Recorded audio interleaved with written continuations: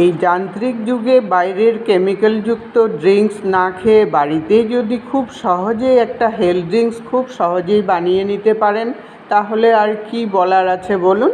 Readymade একটা জিনিস সবারই কিন্তু খেতে ইচ্ছা করে।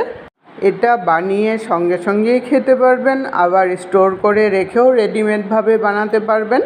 আসুন তাহলে দেখে নিই আমি রেসিপিটা কিভাবে বানিয়েছি।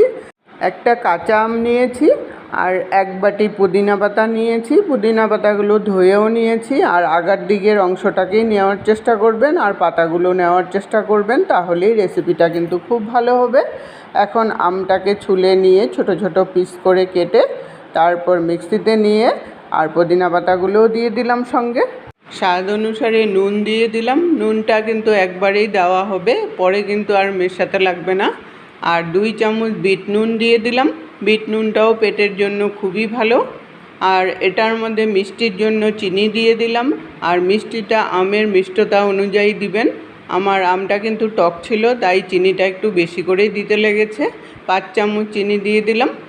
আর এটার মধ্যে আমি চিলি ফ্লেক্স নিয়েছি। চিলি ফ্লেক্সের জায়গায় আপনারা গোলমরিচের গুঁড়োও দিতে পারেন।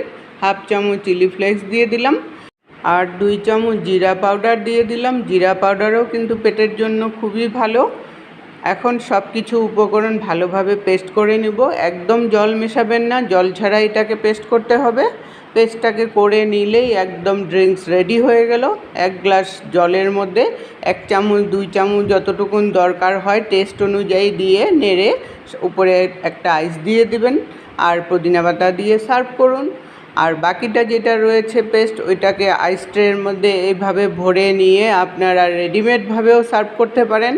এটাকে রেখে ফ্রিজে যখন জমে যাবে বের করে নিয়ে তারপর ঠান্ডা ঠান্ডা 1 গ্লাস জলের মধ্যে 1টা কিউব বা 2টা কিউব যতটুকুন দরকার হয় দিয়ে একটু সময় রেখে যখন গুলে যাবে নেড়ে নিয়ে উপর থেকে পুদিনা পাতা দিয়ে সার্ভ করুন। হেলথ ড্রিঙ্কস একদম রেডি হয়ে গেল।